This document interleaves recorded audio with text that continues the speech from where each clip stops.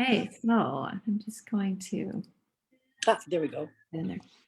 All right. Well, welcome everybody. It is day one of our Ayurveda Spa, and so time to just kind of do something special for yourself, and put a few minutes on yourself as to doing this. And we're going to pop in every day this week, just something really quick and simple and easy to do kind of this week, and something to think about as we kind of go on, stepping into this whole Ayurveda thing and kind of like ending off our summer on a high note, or maybe like replenishing yourself as you end the summer. Sometimes we need the holiday after the holiday.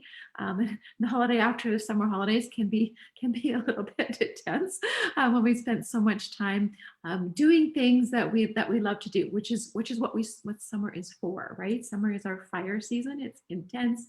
It's meant to do all the things, right? To do the hiking, to go to the beach, to get all that stuff. But at the same point, some of those things end up being depleting on us, right? And so overall, we can't have summer all year round, because then it would be. So I live in Canada. We don't have summer all year round, and if you did, you'd have to adopt a different lifestyle. You have a different approach to it because we can't pack it in every single day. And so if you look at countries that have summer all year round, they also adopt like siestas and a different like approach to life as to going through that. And so it's kind of like finding that balance as to where you're living, what season you're in, and doing all those things. All right, so welcome to the Ayurveda Spa. Super glad to have you guys here, and I'm just trying to find my little cheat sheet notes as we talk. And I want you, before we dive into what this is all about, I want you just to take a moment to settle in. Okay, so just find yourself, nice and comfy in your seat. Find yourself, grounded. If your legs are crossed, just uncross them so you're sitting balanced on your sit bones, or you can stand up and just find that balance point for you. You can totally lie down for this one too if you want to, and just close your eyes and imagine that you've arrived at the spa. Nice deep breath in, deep breath out. Just let it go. The first thing we do when we arrive at the spa is you're going to get sent to the change room, right? And you start that process of letting go of any unnecessary baggage. And you do this by changing into your robe and locking all of those things in your locker, all those things that you don't need right now. Take a moment to do that. Imagine that nice, comfy, cozy robe around you. And just putting away all those things in your locker, shutting the door. You have the key. Everything's there when you need it. And then you walk down the corridor into the quiet room. Right in the quiet room, there's lots of comfy chairs. Before you go select your chair, you have this array of all of the refreshing spa beverages, right? That spa water. And you've got several different carafes to choose from. And so just do this simple act of checking in. What do I want today? What do I need today? Do you need that cooling cucumber mint? Do you need the cleansing lemon and grapefruit? The refreshing lime? Take a moment to select which one is speaking to you. And know that you've chosen well for what you need today. And then you can take that nice cool glass of spa water and get settled into and choose your comfy chair. Are you choosing to be, next to someone so you can chat and connect? Are you choosing to be off on your own in the corner? Put your feet up in that lounger. Are you choosing the one beside the magazines so you can, read a little something? Doesn't matter, just find your chair, settling in. Take a deep breath in and then smoothly let it release. Feel your shoulders relaxing, your belly relaxing, and your hips, just wherever you hold tension. Deep breath in, deep breath out as you let it go.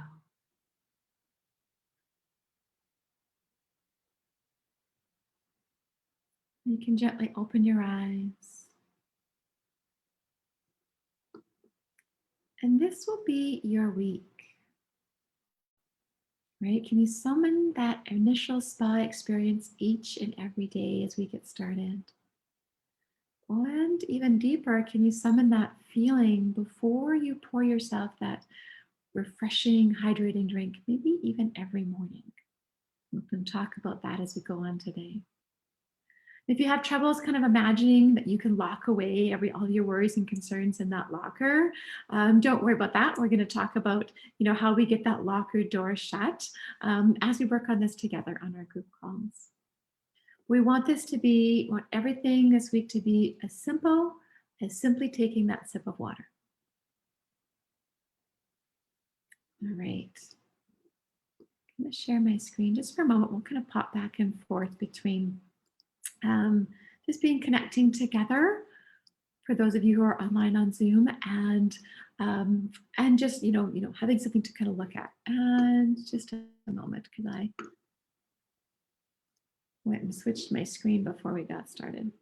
Let me pop that off for a second as I find my screen again.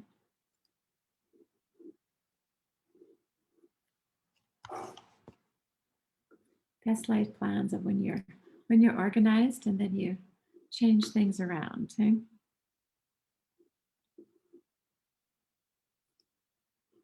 Okay.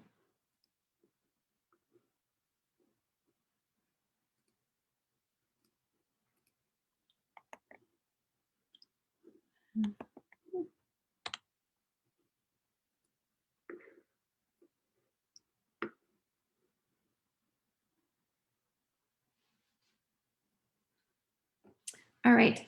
So as we're getting started, we're going to talk about today this Ayurveda thing and what it is and how you tap into it and what it's used for. And then, sorry, just let me get this going up here. Okay. Can only really do two things at once, one thing at once. And that's the limit of my capabilities, especially during the summer when there's so much going on. Okay, so take a moment. We're just going to, connect into that spa experience as to what that is. And then we're going to talk a little bit about those water choices that you have. And so that's the first thing. If you have some essential oils, or if you've got some fruit in your fridge, you can tap into that right away by making that water, right? And to adding that little drop of essential oil into your water today, and just noticing, what did you choose in the visualization, and does that? And we're going to look throughout our time as to what that choice means for you. But in Ayurveda, we have this habit every morning of having some lemon water. It's kind of like how we start our day. And we'll talk about why that is in a moment.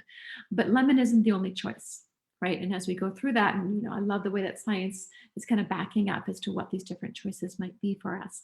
So lemon means clarity, cleansing, focus. That lime, that kind of refreshment, that's kind of that joy, revitalization, that cooling nature within that. So sometimes in the summertime, lime is my go-to. It is right now. It just feels a bit more in sync with the seasons than the traditional lemon. Grapefruit is another lovely one. It's body love, craving support. Tangerine can be creativity, energy. It's a really good detoxing oil for that. All of our citrus are detoxing, but some of them have just a little bit higher percentage of what we call a limonene content. And so they help our liver support with that, even to a better degree than lemon. Lemon isn't actually the top one in terms of that. They all have different things that they do in our bodies, right? Green mandarin is hope. It's that sense of fearlessness. It's just that sense of pure potential and going for it. Another great summer one. And then wild orange is gratitude and abundance, and creativity again kind of comes into play with that one. So just notice what you chose in your visualization, and go ahead and choose something to sip on as we have our little chat today. Okay, so what is Ayurveda, right? When we step into that, what are we talking about? What is this Ayurveda thing that I keep talking about, right? And Ayurveda, this is something that I just learned lately, that it actually predates traditional Chinese medicine, and that the forefathers of traditional Chinese medicine actually learned from Ayurveda and then took it from there and created their kind of like take on it. So it's why there's a lot of similarities between them, and then there's some differences. So kind of their origin from traditional Chinese medicine was actually Ayurveda, which is kind of interesting. And especially since traditional Chinese medicine seems to be more popular within the world, they've kind of done a better marketing aspect than Ayurveda, but it all kind of has it's the same kind of innate roots of where it comes from. And it's just this innate wisdom. If you look at all of the different wisdom theories that are out there, there's these, common concepts that come back to the forefront. And it was just before the days of Google, before the days of even like traveling the world. So things got developed in different areas, and a lot of truths. There's a lot of common truths in terms of what plants were used to treat different things, whether it's, and whatever continent that was kind of developed on, there's some commonalities that come into play within that. Ayurveda is preventative medicine, so it looks at finding things before they become a problem, right? So once something becomes an issue that we can like diagnose in Western medicine, that's 4 steps beyond where we hope to catch it in Ayurveda. So it becomes a much easier fix. So it's kind of that preventative side of it. And it looks at these daily rituals and kind of living your life in alignment, and staying in balance, and a really deep sense of being aware of who your body is and what it feels like to be in your body. So when something is starting to pull you out, right? And so it kind of gives you some tools for that. And it's in the essence, it's natural healing. So it's looking at syncing up to nature's rhythms on that, and the circadian rhythm of things, and using plants and herbs to do that. And there's an awareness to with Ayurveda that we are not all the same. So it's looking at our differences and acknowledging those differences, is looking at, so a headache is not the same for everybody. Or for even, your headache may be different one day to another, right? But typically, we have a certain like thing that kind of comes with for us, but it might not be the same as what your sister experiences, or a friend, or even your doctor, right? A cold is not always the same cold, right? So there's different treatments for it depending on the symptoms. And we look at really what are those, not like the diagnosis, not like the label of what it is, but what's going on within your body. Then we treat those symptoms as opposed to making a diagnosis or a cure. Stomach ache, same thing. Everything can have many different causes for it, and so we look at that whole big picture before we find that remedy that's gonna make a difference for us. And it looks at, so when we know who we are, it's easier to figure out what's bringing us out of balance. It's easier to figure out what kind of cold or whatever that is, and it's also easier to stay in balance. We know those daily things that we need to do to stay in balance for that. Okay, so let's look a little bit. Oh, here's a quote that I have for you. So we go on. So Ayurveda teaches us to cherish our innate nature, to love and honor who we are, and not what people think or tell us who we should be. Right? So that's kind of the essence of what Ayurveda is. So it encourages you to shine in that unique color that you have, not to be the same as everybody else around you. Okay, so just looking at what is this all about this week? Is this something I want to tap into? Is this Ayurveda thing for me? And that depends on if you are looking for solutions right now. If you're experiencing pain or digestive issues or hormonal imbalances, any of those type of things, and perhaps you want a solution that does not come from a bottle. Right, and it's a solution that's not going to cause more issues or more side effects. We're looking for the side benefits, not the side effects as to what's going to that. It's also for you if you're just intrigued by ancient wisdom. Trust that there is something there to all of these ancient wisdom theories, but you also like that science aspect of it, and knowing that this is getting backed up now by modern science, so that we can kind of like take this. We have something called the belief triangle, right? And so the more we can understand it, the more we can believe it. And I believe that the more that that's going to work for us in our bodies. So the more evidence that we have, the more that we can kind of see that. And it's going to be evidence just in terms of, I've seen this work in my body. I've seen this work for my family, my friends, or it can be evidence in terms of the scientific studies. And that kind of comes into it.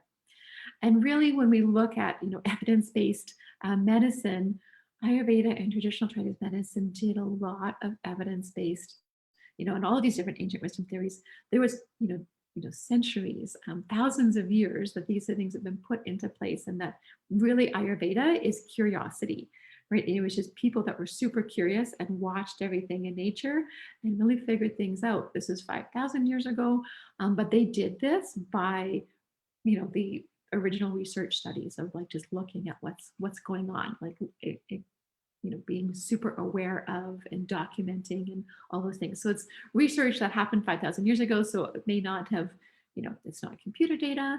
It's not in a script that we understand or can read in a language that we can read. But there is that evidence that is behind it, coming back in that. But we're looking at trusting Mother Nature, trusting that Mother Nature has our back, right? That she's got something there for us in the form of plants, in the form of just, syncing up to our daily and seasonal rhythms, right? That she's there for us. All of that is there for us. All right. Stepping into, and this is why I love, this particular time in history, is we have both of these. We have this ancient wisdom theories, and we have that the science is coming together to bring that to be. So it's the perfect time to adopt some of this stuff, right?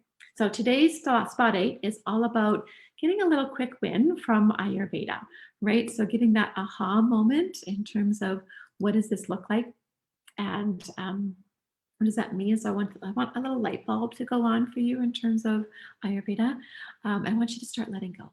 Just start that detox process. So even as you say that, or I say that, just let your shoulders relax. Just let your belly relax. That's the first step of this. And we're going to be kind of setting this foundation as we look on throughout our week. Okay, so part of this quick win, this was one of those things that light bulb moments for me, and this looking at the dosha clock. And this is a really busy diagram, so don't get caught up in the details or get lost in those details.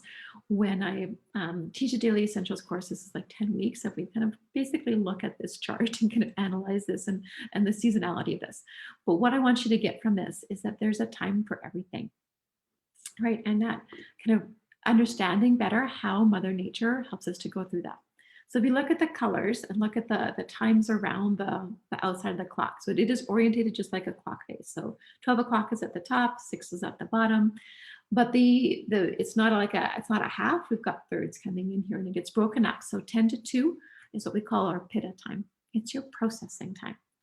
So when your digestion is the strongest, if you're looking at that between 10 a.m. and 2 p.m., Western medicine, that's when we actually produce the most bile. And so we're able to digest food a little bit easier during that time period.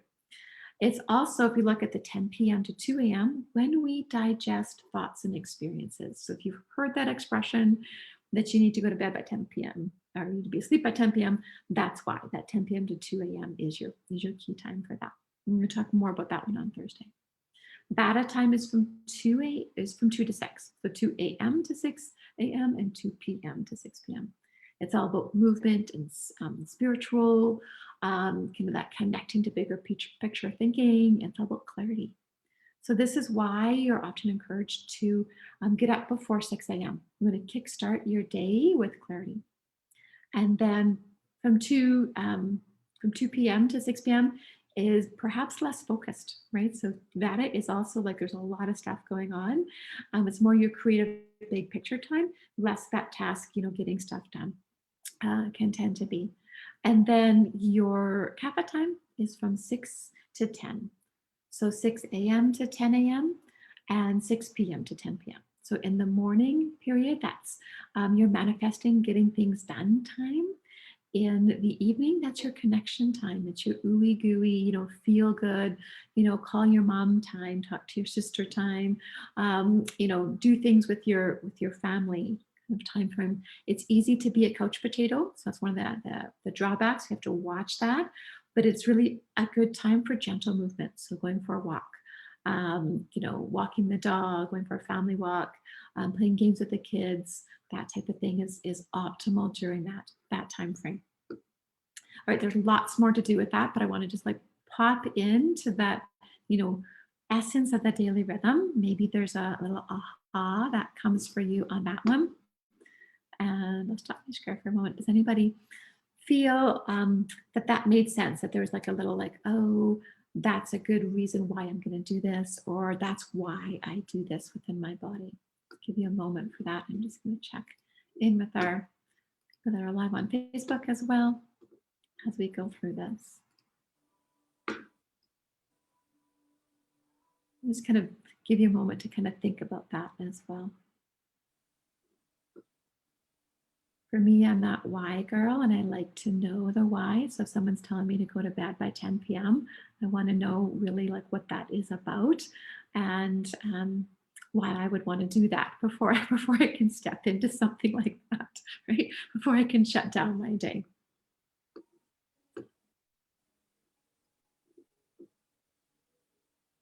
Okay. All right. It was always an aha moment for me. Yeah. What was your one today, Robbie? Well, today was actually looking at the clock and going, okay, it's 5:30, and I'm awake, and it's getting darker in the morning again, and so that's good and bad. But that's a favorite part of my day. Is the mornings. Yeah. And quite often we struggle to get back to sleep in the morning, right? That we wake up at 5 or 5:30, and we wake up before 6 and think like, oh, that's wrong, right? That I need to get back to sleep.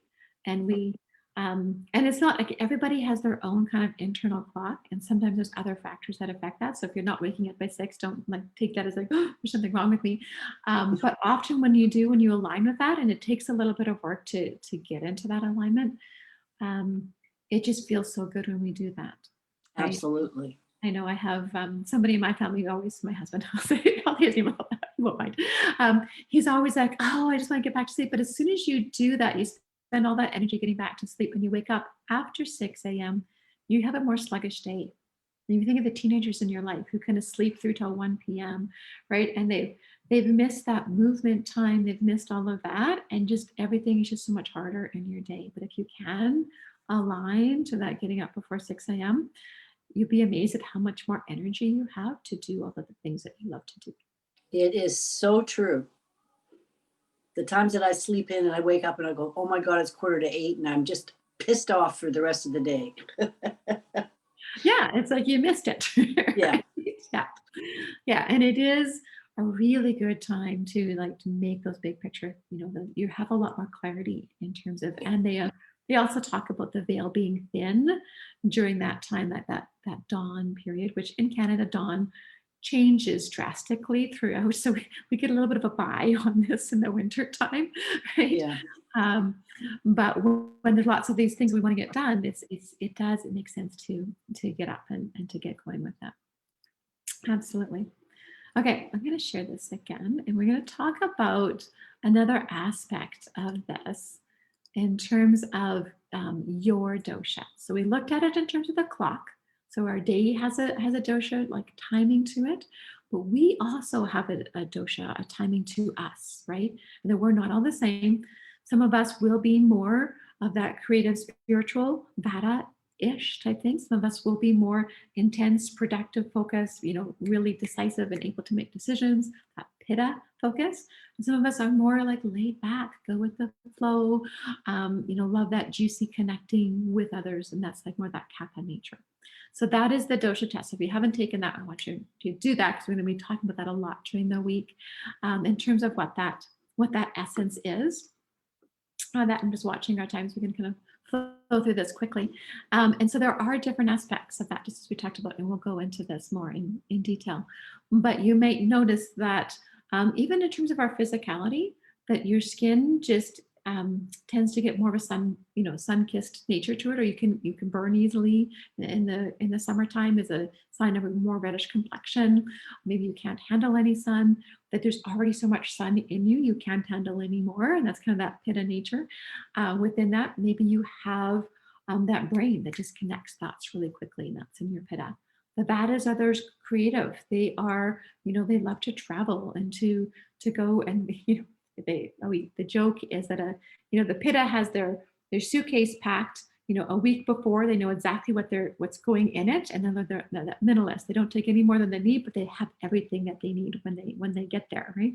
The vatas have thrown everything in the suitcase last minute. They have like every outfit they can possibly have, but they didn't bring a raincoat, or they didn't bring those key little things of what they actually, maybe they forgot the bathing suit type thing.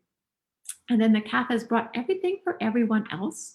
They brought extra sweaters, and they brought all of that other things that they've been looking after everyone else on the trip, right? And everything, and they've got the comfy pants. They've got, everything to make the trip comfortable within that. Right, it's kind of the natures there, the doshas as they go on vacation in terms of that. Okay, tapping back in, kind of rounding it up with our lemon water. Why would we do this? This is one of the quick wins that we have from Ayurveda. It's one of those things that in Ayurveda we do all the time. And the reason for it is it is that morning kickstart. You want to start your day hydrated, and it is a different day, right? So again, just as we talked about starting your day like first thing in the morning, when you start your day with those 2 cups of water, 2 to 4 cups of water in the morning, it will set you up to make better choices throughout your day. You will drink more water than coffee as you go throughout the day. You'll find that, and no, coffee doesn't count as a hydration source. Much as I wish that it did, it doesn't. And you know that because you know in your body that it's not doing the same thing for you, right? So the lemon acts almost like a bitters, and it's going to it's going to help your stomach acids within there to do that. And any of the citruses, like I'm just saying lemon, but it's like any citrus happens within that. So it helps you digest your food when it's coming.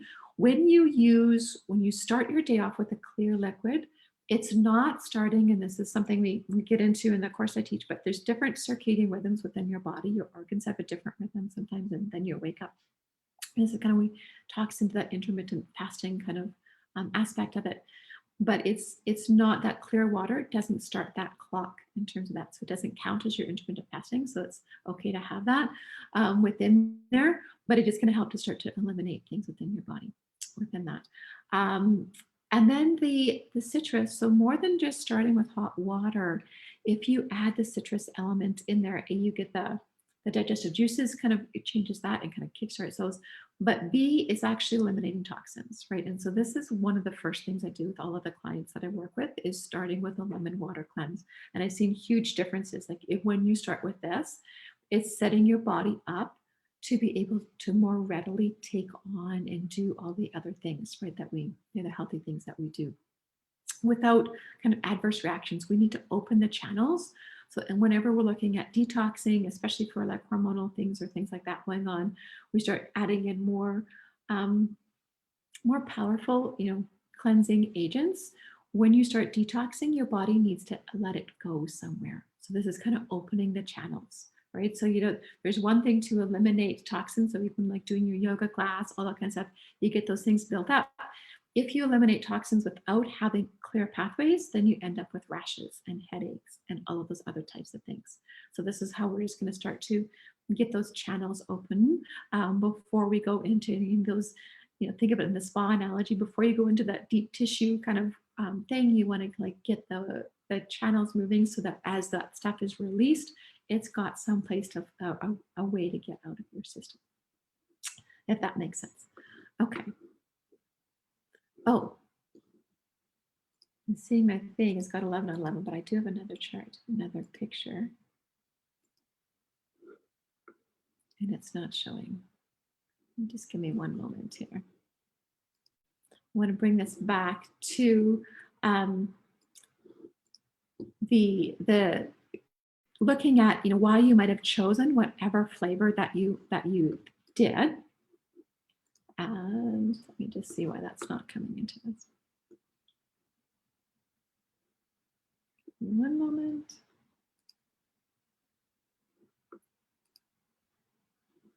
And it could be that I was a little bit hyperactive in what I chose to delete on my screen. Okay, so I did. I'm just going to go back to this one here in terms of some of those choices that you were looking at. Okay. And we'll just talk through it. I have this on I'll share with you as we go through in our after notes as to what these are. But so lemon, what dosha is that good for? Actually, do you guys know what your dosha is? Does everybody know that? You can type it in the chat or you can type it in the comments. I think that always helps me know, give me a sense of like who somebody is and what is going on when I know your dosha in terms of that. And so lemon is a great choice, even in the summertime, for someone who is vata, right? So a vata person has got their thoughts going in 1,000 different directions. They've got like lots of creativity going on. So it's giving that sense of clarity and focus, which is really helpful for vata to take all those great ideas and actually make something happen out of them. Lime is that sense of joy. And so it's that sense of, being happy with life. And so not being so intense, right? And sort of kind of calming that down. And when you look at the chemical content of that lime versus lemon, there actually is more of the calming nature, the things that kind of help to calm our nervous system down within that than there is in lemon, right? So that's why it's a great one for the pittas. Grapefruit is body love, craving support, but think of it as those kaphas who are like packing everything for everybody else. This is their support mechanism. So it's kind of like regeneration for them. And then tangerine is really good for all of the doshas, right? Just looking at what people have said on there. And and Anna, you're like totally tridoshic. So quite often we will have one, actually quite often it's not one, it's like two of them that are kind of like, kind of imbalance. And then every so often you get someone who's tridoshic in that sense. And I've got a few friends that are that nature, which is a beautiful thing. It means that you have a lot of balance in your life. The tricky part is to know what to do when you go out of balance. So someone who is very vata in nature, you just know, okay, these are the foods I need to eat to get back into nature. When we're all three, we really have to be like, okay, what is out of balance for me right now, right? So tapping into each of those things. But it is a beautiful way to live your life, to have that, overall balance within there for sure. And so tangerine is a good one for like any of the doshas going through that. Green mandarin is it's a perfect oil for summer because it's not photosensitive. So one of the things I was going to have you guys do today was just kind of take that oil, and you can even like massage it into your hands as you're going on. However, citrus oils are photosensitive, so you wouldn't necessarily want to do that if you're going out in the sun. Green mandarin being the exception that we can do that within there. If you're not going out in the sun, feel free to give yourself a little hand massage as we're wrapping up, as we're going through this. And then wild orange is that gratitude and abundance. So it may be a bit much for a vata, having too much abundance and things going on. But again, it's good, and any of them are good for all doshas, but just kind of giving that little highlight as to, okay, why did I pick that one today in terms of what I was stepping into. All right, this has gone way over time. We've as always, I'm chatting way too much. So we will leave it there. Anyone have any last comments before we head off? And then tomorrow we're going to pick up and move into energy and some little tidbits for that and some movement going through. Good job. All right, hope you enjoyed that, and we will connect again tomorrow and enjoy that. Have a good day. You too. Bye-bye. Bye.